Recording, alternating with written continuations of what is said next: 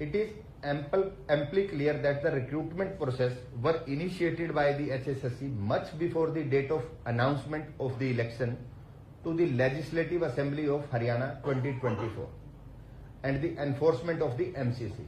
ये हमारे लेटर में था कि हमारा जो ये रिक्रूटमेंट प्रोसेस है ये election commission code of conduct start होने से पहले का प्रोसेस है, तो उसी का रेफरेंस इन्होंने इस पैरा में दिया है। Further the revised exam were also conducted by the HSSC in pursuance of the honourable high court order much before the announcement of the general election to the legislative assembly of Haryana. इन्होंने हमारी बात को response किया है कि ये भी process high court की रेस्पॉन्स में हम लोग कर रहे हैं, जो हाई कोर्ट का जजमेंट है उसके अकॉर्डिंगली करें, ये एडमिट किया है। सेकंड 5th पैरा में कहते हैं having regard to the matter in question the timeline given by the honourable high court and MCC guideline and also in order to maintain the level playing field and to ensure that no undue advantage is accrued to anyone, the election commission direct the final result of the recruitment / final selection may be declared after the completion of the general election to the Legislative Assembly of Haryana 2024, as there is a sufficient time available for the compliance of the direction of the Honorable Court. The result of the intermediate stage of the recruitment, however, may be declared by the HSSC. तो इस order में honourable commission ने हमें direct किया है कि आप result declare नहीं कर सकते इस इलेक्शन MCC के कोर्ट के ड्यूरिंग, और जो कोर्ट का हमने रेफरेंस लिखा था कि हमें तो कोर्ट के ऑर्डर के अकॉर्डिंगली करना है, उसमें भी ऑनरेबल कमीशन का कहना है कि उसके लिए आपके पास सफिशिएंट टाइम है, आप अक्टूबर के बाद करिए।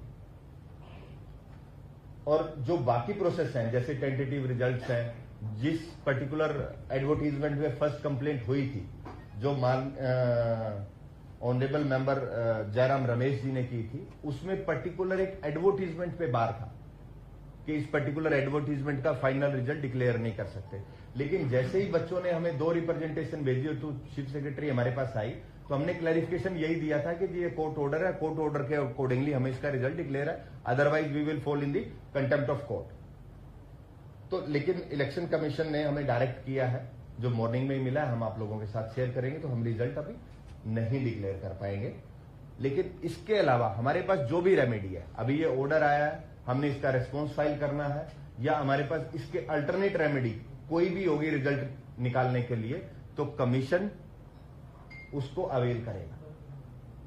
जो भी रेमेडी हमारी लीगल टीम इसको रिव्यू करेगी, और जो भी लीगल रेमेडी होगी हम उसके लिए परस्यू करेंगे। हम इस ऑर्डर के रेस्पॉन्स में इलेक्शन कमीशन को भी लिखेंगे और अदर रेमेडीज के लिए भी जाएंगे। इसके अलावा बच्चों का हमारे पास सबसे ज्यादा जो इश्यू था, एक तो इन रिक्रूटमेंट्स का था, जैसे मैंने आपके साथ शेयर किया कि ये एज इट इज चलता रहेगा। दूसरा था कि नेक्स्ट CET कब होगा। तो नेक्स्ट CET में एक पर्टिकुलर केस की स्टेटमेंट में हमने कोर्ट में स्टेटमेंट दी है कि हम जो नेक्स्ट CET है वो अक्टूबर टू दिसंबर के बीच में कंडक्ट करा लेंगे। उसके रिगार्डिंग जो हमारे वकील साहब थे उनसे हमें लेटर रिसीव हुआ है, उस लेटर के रेफरेंस में कमीशन ने चीफ सेक्रेटरी साहब को रिक्वेस्ट किया है कि ऐसे कोर्ट में हमने एक स्टेटमेंट दिया है और उस स्टेटमेंट के अकॉर्डिंगली हमें CET कंडक्ट करने की परमिशन दी जाए। ये लेटर भी मैं आप सब लोगों के साथ शेयर कर लूंगा, क्योंकि बच्चों को 2022 के बाद CET नहीं हुआ, और CET नहीं हुआ तो उसमें बच्चों के लिए ये बहुत बड़ा क्लैरिफिकेशन का विषय है कि ये हम कब तक करा रहे हैं। तो मेरा आप लोगों के माध्यम से बच्चों से एक रिक्वेस्ट भी है और मेरी एडवाइस भी है कि बच्चे किसी भी अनवेरीफाइड कंटेंट पे ना जाएं। सोशल मीडिया पे जो चीजें चल रही हैं, जो वेरीफाइड है उन्हीं पे रिलाय करें और अपनी तैयारी रखें। कमीशन एग्जाम भी कंडक्ट कर रहा है, स्किल टेस्ट भी कंडक्ट कर रहा है। रिजल्ट के रिगार्डिंग जो चीजें हमारे पास रेमेडी अवेलेबल होगी हम उसके लिए फाइट करेंगे, हम जाएंगे, और कमीशन की तरफ से जो MCC की गाइडलाइन है उसके लिए हम बाउंड है, हमें उसको कंप्लाई करना है, हम उनका मान करते हैं तो हम उसको कंप्लाई भी करेंगे। लेकिन अपनी सारी जो रेमेडी है वो अवेलेबल, जो भी अवेलेबल है हम उसके लिए परस्यू करेंगे।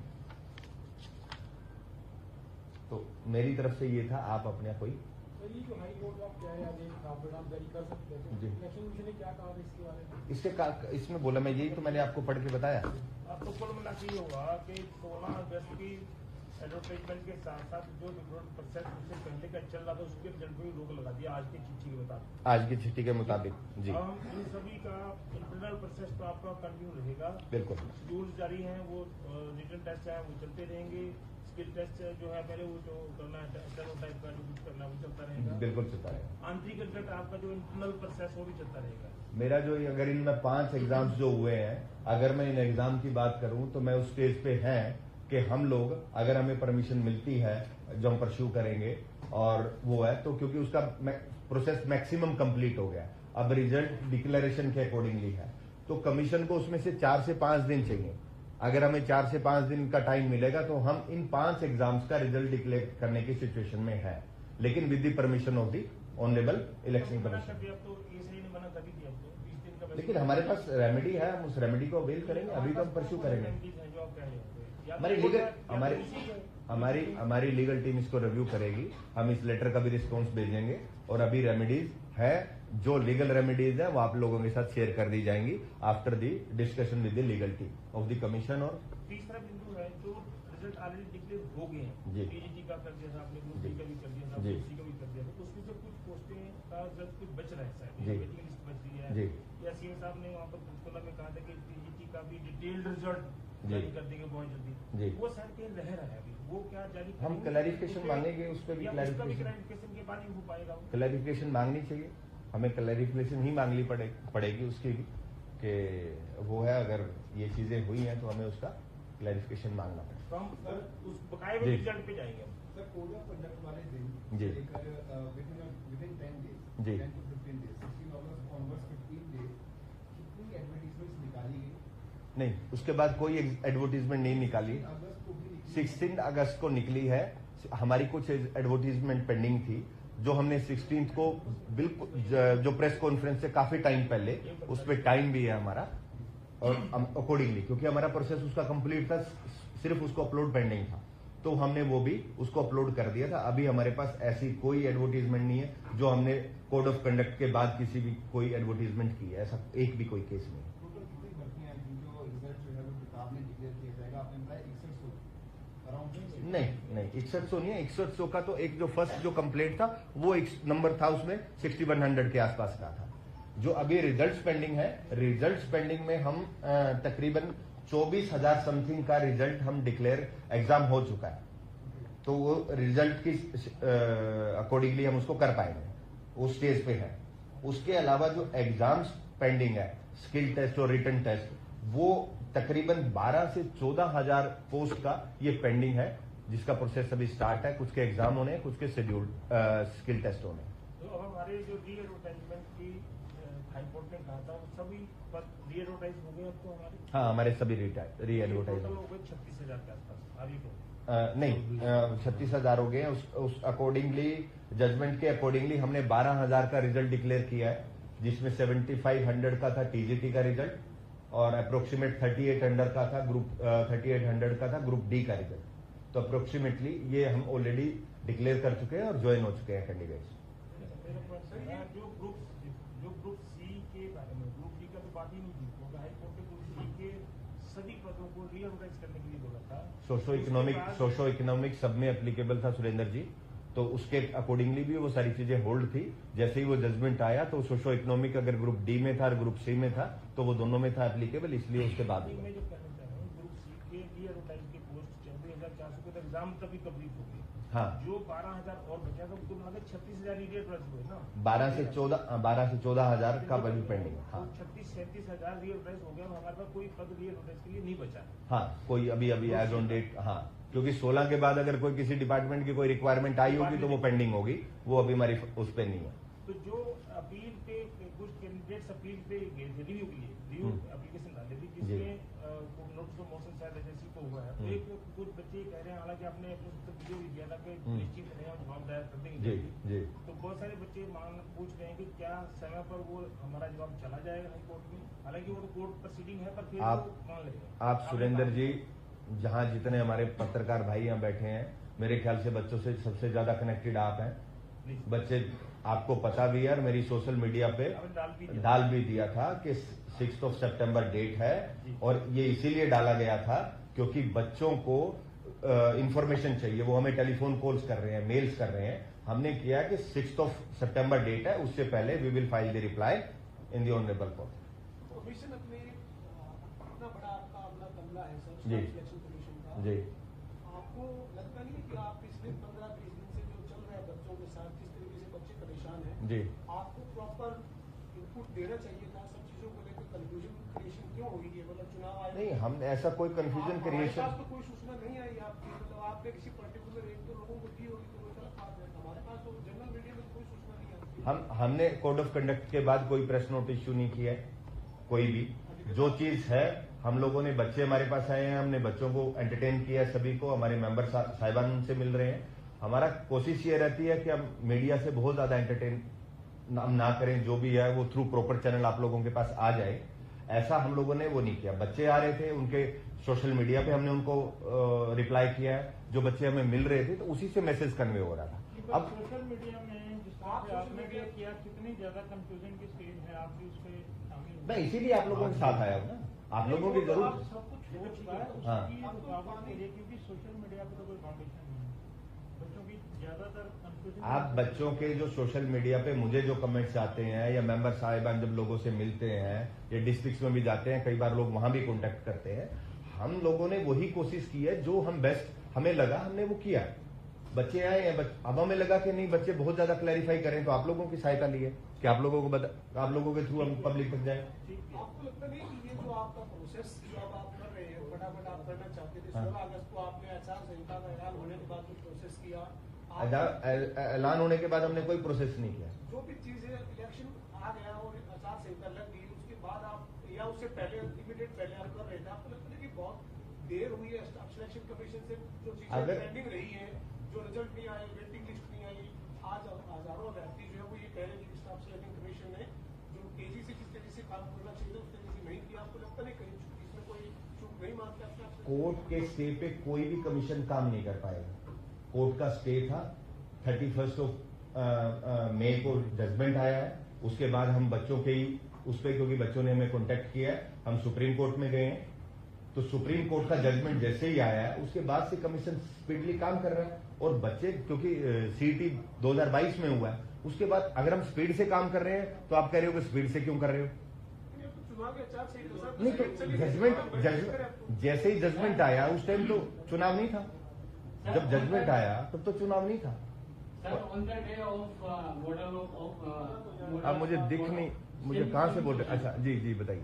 क्वेश्चन है कि जिस दिन मॉडल कोड ऑफ कंडक्ट होता है, उसी दिन आप एडवर्टाइजमेंट रिलीज होता है, and during the model of conduct, code of conduct, we are conducting physical test और any written test, so or you are waiting the court order कि they will allow you to release the result। तो ऐसा नहीं लग रहा है कि commission is working against the spirit of democracy.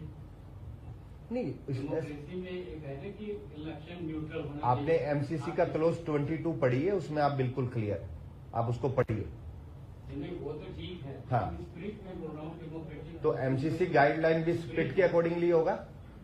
MCC guideline भी तो स्प्रिट के अकॉर्डिंगली होगा। अगर उनकी गाइडलाइन में है, और अगर कमीशन का कोई राइट है, वो तो कमीशन अकॉर्डिंगली कमीशन देखे ना। अगर कमीशन को प्रोविजंस होंगे तो वो देंगे, प्रोविजंस नहीं होंगे तो नहीं होंगे। अपने राइट के लिए फाइट करना है जी कमीशन, उसमें कहां गलत है? वैसे तो उसमें ये आपका एचपीसी और एसएससी और जो भी हमारी कॉन्स्टिट्यूशनल बॉडी है, वो तो मैंने इसीलिए आप क्लोज आपका तो उल्टा रोक लगा दिया। पहले उसमें तो ये लिखा था वो प्रोसेस कर सकते हैं, हेडोक नहीं कर सकते। हम उसी के लिए फाइट करेंगे, लेकिन जो ऑर्डर्स है उसको हमें कंप्लाई करना पड़ेगा। सरकार कहती है सर कि जो ये भर्तियां हम करना चाहते हैं, या हाँ। हमारा कमीशन जो भर्तियां पूरी करना चाहता है, इस हम्म। मामले में कुछ भर्तियों को गैंग बन गया है, और भर्तियों को गैंग इसमें कुछ काम करे। आप कमीशन को भी कुछ ऐसा लगता है कि भर्तियों को गैंग जैसी कोई बात है? मैं किसी पॉलिटिकल स्टेटमेंट में मैं नहीं जाऊंगा, सॉरी, मैं इसका जवाब मेरे से नहीं हो पाएगा। मैं इसके बारे में कुछ नहीं, आप मुझे कमीशन से रिगार्डिंग पूछिए, मैं कमीशन को उसी लगता है क्या सर ऐसा है? और कमीशन को लगता है जानबूझ के कुछ लोगों ने एक्सीडेंट डाली है इस भर्ती में? लिटिगेशन बहुत आती है, और कई बार हमें ऐसा फील हुआ कि मोटिवेटेड लिटिगेशन होती है, लेकिन ठीक है, लिटिगेंट तो जाएगा कोर्ट में, उसके लिए हमारी लीगल टीम है, हम उससे वो करके उसको आज फाइट के डेट करेंगे। में कोर्ट में एचएससी के संबंधित कितने केस लंबित हैं? एचएसएससी के अकॉर्डिंगली अप्रोक्सीमेट 2800 के आसपास का नंबर है जो अभी पेंडिंग है। तो 2800 के केसेस का अगर कोई आप लीगल बैकग्राउंड से हैं, कुछ बंच केसेस होते हैं, एक ही जजमेंट के, एक ही एडवर्टीजमेंट के 12-15 जोड़ देते हैं, कई बार 100-150 केसेस होते हैं। अगर उसका नंबर करेंगे तो काफी कम हो जाएगा, लेकिन अगर नंबर ऑफ केसेस की बात करें तो 2800 के आसपास है। अगर 25 कर दिया जाए तो ये कितने हजार 800? नहीं, वो ज्यादा होगा, अप्रोक्सीमेट 1500 से 1800 के आसपास होगा। तो ये इशू जो है ना, जो भर्ती रोको गैंग जी। सब जो क्रिएट हुआ, जी आपसे पोलिटिकल स्टेटमेंट में हम आपकी स्टेटमेंट नहीं चाह रहे हैं, जी। लेकिन ये स्टेटमेंट, ये भर्ती रोको गैंग शब्द का इजाद हुआ कि कोर्ट में लोग चले जाते हैं, जी वहां से ये शब्द इजाद हुआ। जी। बाद सीएम ने किया था मनोहर लाल जी ने, जी। लेकिन उसके बाद ही कंटिन्यू कर रहा है वर्तमान सीएम भी बोलते हैं। जी भर्ती रोको गैंग, अगर किसी को, आप क्योंकि लीगल बैकग्राउंड से जी। हैं, डब्ल्यूजी रहे हैं, जी। अगर किसी को कोई अधिकार नहीं मिलता कोर्ट में जाने का, उसको अधिकार है कि नहीं? कोर्ट में जाने का बिल्कुल अधिकार है। जैसे मैंने आपको स्टार्ट में कोर्ट ने देखना है कि अगर वो मोटिवेटेड है, गलत है, तो उसको कॉस्ट भी लगा सकता है। वो भी तो बिल्कुल, उसको भर्ती रोको गैंग बोलना कितना सही है? मैं वो सेम भर्ती रोको गैंग पे मेरा कुछ भी बोलना ठीक नहीं है, लेकिन मैंने जो बोला है कि कुछ टाइम मोटिवेटेड लिटिगेशन फील हुई है हमें कि ये मोटिवेटेड लिटिगेशन है। और अभी भी जो मैंने इनिशियली शुरू के 1 मिनट में बोला है कि हमारे पास 2 टाइप के लोग आते हैं, एक कहता है कि इसको डिक्लेयर कर दो, एक कहते हैं इसको डिक्लेयर ना करो। तो वो 2 ग्रुप्स हैं, उन आपस के ग्रुप्स में, कैंडिडेट ग्रुप्स की मैं बात कर रहा हूं, दोनों ग्रुप्स हैं, वो किसी से भी मोटिवेटेड हो सकते हैं, तो उसका मुझे नहीं है। लेकिन मुझे एज ए लीगल फील्ड से मैं आता हूं, तो मैंने ऐसा फील किया है कि मोटिवेटेड लिटिगेशन फाइल होती है कोर्ट में, जो कि कैंडिडेट्स को बहुत हिट करती है। इसको motivate बाकी करो। स्टेट्स में भी होती है रिक्रूटमेंट, हिमाचल में भी हो रही है, पंजाब में भी हो रही है, दिल्ली में भी हो रही है, बाकी स्टेट्स में भी हो रही है। आई थिंक मुझे लगता है सबसे ज्यादा लिटिगेशन हरियाणा में हो रहा है, उसका कुछ भी रीजन हो सकता है। ये मोटिवेटेड की डेफिनेशन में आप क्या ले रहे हो? कुछ बहुत ऐसी चीजें होती हैं जो कमीशन लेवल पे ही ठीक हो सकती हैं। हाँ, तो नहीं हुई कभी वो कोर्ट में हुई? नहीं, हमारे पास बहुत टाइम लोग आते ही नहीं है, सर ये और हमने अभी के टाइम पे बहुत चीजें ऐसी की हैं कि अगर कोई ऐसा इश्यू आता है जो लीगली ठीक हो सकता है, हमारे पास आती है, तो हम इजीली उसको ठीक करते हैं। सर, ये पंजाब सरकार या पंजाब की जो नेता है आम आदमी पार्टी, उनका ये दावा है कि हमने पिछले 2-2.5 साल में 45,000 लोगों को नौकरियां दी है। पंजाब और हरियाणा के दोनों की तुलना मैं उस तरह से नहीं करना चाहते। सर, क्या कारण है कि हरियाणा की जो भर्तियां है वो सारी कोर्ट में पेंडिंग है? क्या तो ये आपने रूल चेंज किए? सारी भर्तियां सोशल इकोनॉमिक जैसे कई अलग मापदंड आपने रखे, सीईटी में आपने 4 गुना नहीं बुलाएंगे या 6 गुना बुलाएंगे, जो ये मापदंड थे, क्या ये मापदंड भर्तियां जो है वो आगे नहीं बढ़ाने में बाधा बन गई? नए मापदंड पवन जी, हमारे यहाँ पे सीईटी के अंदर 401 पोस्ट हैं, 401 पोस्ट हैं। जी। अगर आप लोग उसको स्टडी करें, वो इतना अच्छा मैकेनिज्म है, उसका इम्प्लीमेंटेशन में, लिटिगेशन में थोड़ी हमें प्रॉब्लम्स आई हैं। अदरवाइज हमें 401 पोस्टों को एडवर्टाइज करना पड़ता है। वो एक कॉमन प्लेटफॉर्म ऐसा है कि एक ही एडवर्टीजमेंट पे आप बहुत सारी पोस्टों के लिए एग्जाम कंडक्ट करा सकते हैं, इजी प्रोसेस होगा। स्टेट में बहुत सारी ऐसी एडवर्टीजमेंट है जो बहुत टाइम तक होती ही नहीं है। तो प्रोसेस को कम करने के लिए और इजीली हमारी रिक्रूटमेंट हो, एनुअल रिक्रूटमेंट हो। मेरा फर्स्ट डे जब मैंने ओथ लिया था, तो आप सब लोगों के सामने मेरा फर्स्ट, किसी पत्रकार भाई ने मेरे से पूछा था कि आपका प्लान क्या है। हमारे पूरे कमीशन का एक प्लान है कि हम लोग एनुअल प्लान हम एचएसएससी का कंप्लीट करें, और एनुअल प्लान में बच्चे को ये पता हो कि मेरा इस मंथ में, जैसे कि यूपीएससी में होता है, उनको पता होता है कि मेरा इस मंथ में एग्जाम होगा, बच्चे उस हिसाब से तैयारी कर पाए। तो प्लान उसके अकॉर्डिंगली हम करने जा रहे हैं। और जो बाकी स्टेट्स में क्या होता है मुझे वहां का नहीं पता, लेकिन इस कमीशन ने, जैसे ये कमीशन फॉर्म हुआ, 12,000 लोगों की हम रिक्रूटमेंट करा चुके हैं, जबकि हमारा टाइमिंग जो आप देखेंगे वो बहुत कम है। और एज एचएसएससी की मैं बात करूं तो लास्ट 10 ईयर्स में 1,32,000 का नंबर है। आप बाकी स्टेट से भी कंपैरिजन आप करें। 1,32,000 आज तक की बात कर रहे हैं? मैं 14 से लेके आज तक की बात कर रहा हाँ, जो आज 1,32,000 हूं, ज्वाइन हो चुके हैं। ग्रुप एचएससी में। हाँ, हरियाणा स्टाफ सिलेक्शन कमीशन के 1,32,000 का हो चुका है। एचपीएससी का इसमें नंबर नहीं है, वो अलग नंबर है। सर, 2-3 दिन पहले वो दरगाह पे घेराव करने के लिए आए थे, उनको मोटिवेट, हाँ, ये जानकारी ना मांग ब्रदर मैं किसी भी पॉलिटिकल स्टेटमेंट के लिए ना मैं अथोराइज हूं और ना मुझे देना चाहिए, सॉरी। वो ठीक है पॉइंट। हाँ। लेकिन ये जो अभी कोई स्टेटमेंट है, इसके अलावा मैं एक चीज और बता देता हूं, इसके अलावा एक और कंप्लेंट कमीशन के चेयरमैन की भी हुई है, ये भी मैं आप लोगों के साथ शेयर कर दूंगा। इसका मैंने रेस्पॉन्स अभी फाइल नहीं किया है, तो ये भी हम आप लोगों को मेरे, हाँ, इसमें सब्जेक्ट है representation regarding representation against the remarks of the chairperson of the Haryana staff selection committee relating to the declaration of the recruitment result. ये की है ऑनरेबल मेंबर जयराम रमेश जी ने।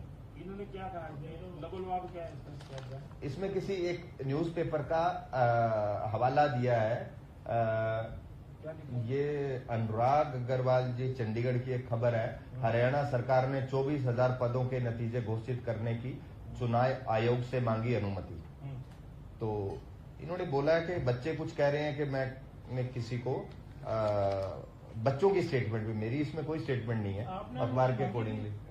हाँ, हमने ये जो रिप्लाई आया है ये उसी का था, उसी का रिस्पॉन्स था। वो किसी की तरफ से जाता है, हाँ वो जाएगा, हम उसका रिप्लाई करेंगे। अभी तो आया, मैं एडिशनल एक चीज आपको बता रहा हूँ कि कमीशन का रिजल्ट के डिक्लेरेशन पे तो था, उसके अलावा एक ये भी है जो चेयरमैन के रिगार्डिंग। आपने क्या गलती कर दी, वो क्या कह रहे हैं? नहीं ऐसा उनके अनुसार मैं आपको साथ ये शेयर कर दूंगा। वो कह रहे हैं कि मैंने कुछ ऐसा कहीं पे कुछ बोला है किसी मीडिया में, जिस पेपर में बोला है उसमें तो मेरी कोई स्टेटमेंट ही नहीं है। ये एक खबर लगाई है इन्होंने कि इसमें मैंने कुछ बोला है, ये आप पढ़ेंगे तो इसमें मैंने तो कोई स्टेटमेंट ही नहीं दिया। किसी और में होगा गलती लगा दी हुई, मैंने कोई स्टेटमेंट दिया ही नहीं मीडिया। अब जो कंप्लेंट मेरे पास आई है मैं तो उसके उसी बात करेंगे। केस में जो प्रेयर होता है ना जी, उसी के अकॉर्डिंगली डिसीजन आता है। तो ये हुआ है, और मैंने किसी पेपर का, आप सारे बैठे हैं, आप बताइए मैंने किस पेपर में कोई आज तक कोई स्टेटमेंट दिया? आपने कोई स्टेटमेंट नहीं दी? नहीं, मैंने कोई स्टेटमेंट नहीं दिया। छापा था उसने। हाँ, मैं इसका जवाब दूंगा, इसका मैं जवाब दूंगा, इसका तैयार कर रहे हैं। तो तीसरा बिंदु है कि ग्रुप डी के पदों की बात चल रही थी, 13,000 समथिंग। सुरेंद्र जी बाकियों को भी पूछ लेने दो। पूछ लो, कौन रुक रहा है? नहीं, मैं आपके भी सारे जवाब दूंगा। 2 मिनट रुक जाता हूँ, पूछ लो भाई। सर, जैसा पवन जी ने कहा था कि पंजाब में इस तरह से भर्ती की गई, जी, वो दावा करते हैं कि पहले लिटिगेशन आ जाती थी, चैलेंज किया जाता था। हमने बहुत से सुधार किए ऐसे कि चैलेंज ना।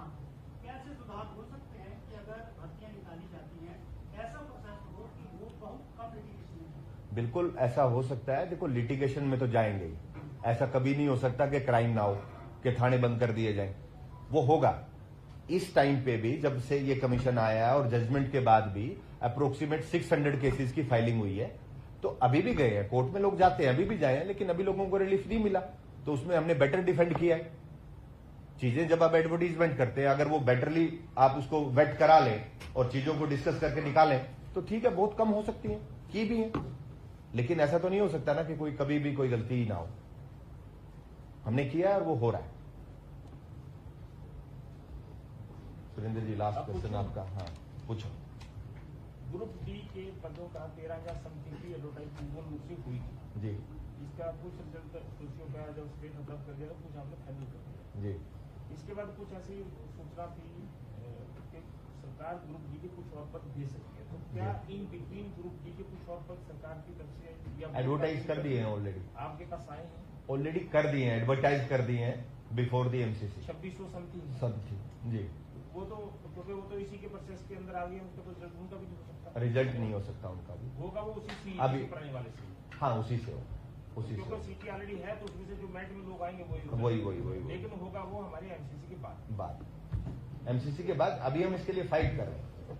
हम मैंने आपको बोला, बार बार मैं यही बोल रहा हूँ कि ये जो जवाब आया इलेक्शन कमीशन का, हम इसमें हमारी जो रेमेडीज हैं, अभी रेमेडीज अवेलेबल है, हम उस रेमेडीज के लिए अगर अलो करेंगे तो हम रिजल्ट डिक्लेयर करेंगे, अगर अलो नहीं करेंगे तो हम नहीं करेंगे। तो कुल मिला के साधारण भाषा में आप चुनाव आयोग को दोबारा लिखेंगे? हाँ, इसका रिस्पॉन्स भी हम देंगे। जो अदरवाइज भी जो हमारा रेमेडीज है वो उसके लिए हम जाएंगे। रेमेडीज काफी देखते हैं किस रेमेडी में कहाँ पे हमारे लिए फिजिबल है, और लीगल आर्ग्यूमेंट तो मुझे नहीं बताना चाहिए। नहीं कोर्ट को बता देना। नहीं, कहाँ पे भी लीगल आर्ग्यूमेंट में बच्चों के लिए बैठे हैं, उनको तो बतानी पड़ेगी। नहीं, मैं बता रहा हूँ ना, अब मैंने उनके लिए करा, मैं बच्चों के लिए ही फाइट कर रहा हूँ। अब यहाँ पे आया हूँ आप लोगों के पास, तो बच्चों के लिए आए हैं क्योंकि बच्चे जी। बच्चे कह रहे हैं ट्रेनिंग दो, ट्रेनिंग दो।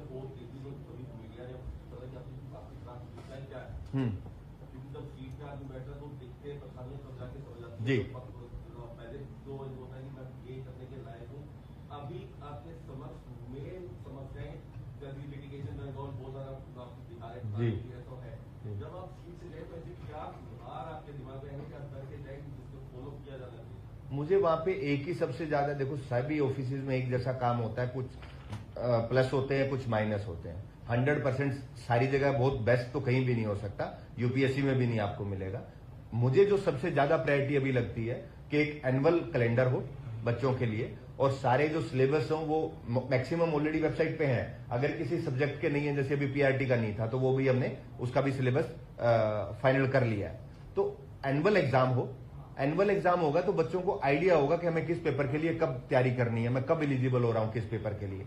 तो मुझे सबसे ज्यादा जरूरी अभी उसमें ये लगता है, मैंने कुछ कमीशन दूसरे भी विजिट किए हैं, हम बहुत अच्छी सिचुएशन पे अभी भी हैं बाकी कमीशन के अकॉर्डिंगली। और आप मानेंगे कि 12,000 विद इन 2.5 मंथ 12,000 लोगों की ज्वाइनिंग हुई है, 25,000 लोगों का एग्जाम हुआ है। तो अगर सिस्टम ठीक नहीं होता, स्टाफ ने ही किया, मैंने वहां पे जाके एग्जाम के लिए नहीं, पूरी टीम है, मेंबर्स है, स्टाफ है, तो 300 लोगों का स्टाफ है, सब लोगों ने काम किया। 12,000 तो चलो उसका तो प्रोसेस ऑलरेडी कंप्लीट था, इसलिए कर पाया। तो वो तो पहले कंप्लीट हो चुके, रिजल्ट उनके प्रोसेस कंप्लीट था, रिजल्ट रिटर्न पेपर हो गया था, उनके जो डॉक्यूमेंट वेरिफिकेशन हो गई थी, क्योंकि तो सोशियो की वजह से रुका हुआ था सारे, इसलिए तो आप जल्दी कर पाए। तो वो किया तो कमीशन नहीं है सुरेंद्र जी। सीईटी जो है, हाँ। क्योंकि सीईटी हर साल सीईटी करने की फैसला कोर्ट है जी। जिसको कोर्ट में कुछ लोग गया कि सीईटी नहीं हुआ है। जो आप एनुअल कैलेंडर की बात करें, बहुत अच्छी बात है क्योंकि जो बच्चों को रहेगा, लेकिन सीईटी नहीं हमारे साल करा पाए, नंबर 1। नंबर 2, आप अक्टूबर से दिसंबर के बीच में 24 के बीच में जो आप नया सीईटी कराना चाह रहे हैं, सीईटी के निर्धारण मानदंड तो सरकार तय कर दिया, तो क्या उसमें कोई परिवर्तन की कोई बात हो रही है क्या? क्योंकि उसमें भी कुछ कहते हैं, कुछ सुधार हो, 4 गुना की बात की जाए वो तो हम करेंगे, सीईटी क्वालिफाई हो नहीं। हम लोग एज ए कमीशन उसको स्टडी कर रहे हैं अभी। उसके बाद हमारी तरफ से कोई वो होगा तो हम प्रपोजल भेजेंगे सरकार को, क्योंकि कुछ बच्चों ने हमें रिप्रेजेंटेशन दी है कि उसमें चेंजेस हो। जिनकी रिप्रेजेंटेशन आई है उनको हम स्टडी करके, और अगर हमें लगेगा तो हम चीफ सेक्रेटरी को रिकमेंड करेंगे। फैसला सरकार ने। ठीक है जी, थैंक यू जी, थैंक यू। आप सभी का धन्यवाद। जलपान की व्यवस्था नीचे है, आप जलपान के लिए आमंत्रित हैं।